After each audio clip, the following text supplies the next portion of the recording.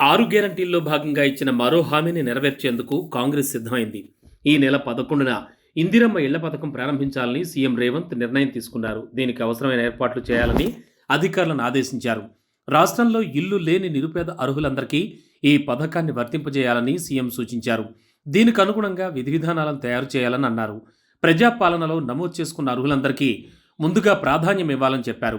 గత ప్రభుత్వం double bedroom ఇళ్ల నిర్మాణంలో చేసిన తప్పులు జరగకుండా అసలైన అర్హులకు లబ్ధి జరిగేలా చూడాలని అధికారులను అలర్ట్ చేశారు.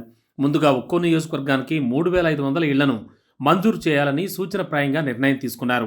ఇక దశలవారీగా ఇల్లు లేని నిరుపేదల సొంత ఇంటి కల నెరవేర్చడం తమ ప్రభుత్వ సంకల్పమని సీఎం చెప్పారు.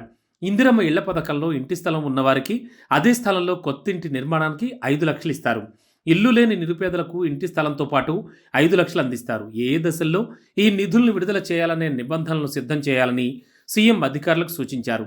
లబ్ధిదారులకు అందాల్సిన నిధుల దుర్వినియోగం కాకుండా కట్టుదిట్టమైన మార్గదర్శకాలు రూపొందించాలని చెప్పారు. సొంత స్థలంలో ఇల్లు కట్టుకునే వారికి ఉపయోగపడేలా వివిధ రకాల ఇంటి నమూనాలు, డిజైన్లను తయారు చేయించాలని సీఎం సూచించారు. లబ్ధిదారులు సొంత ఇల్లు తనకు అనుగుణంగా నిర్మాణం చేపట్టినప్పటికీ తప్పనిసరిగా ఒక వంటగది, టాయిలెట్ ఉండేలా చూడాలన్నారు. ఇంటి నిర్మాణాలను పర్యవేక్షించే బాధ్యతలను వివిధ శాఖల్లో ఉన్న ఇంజనీరింగ్ విభాగాలకు అప్పగించాలని సీఎం సూచించారు.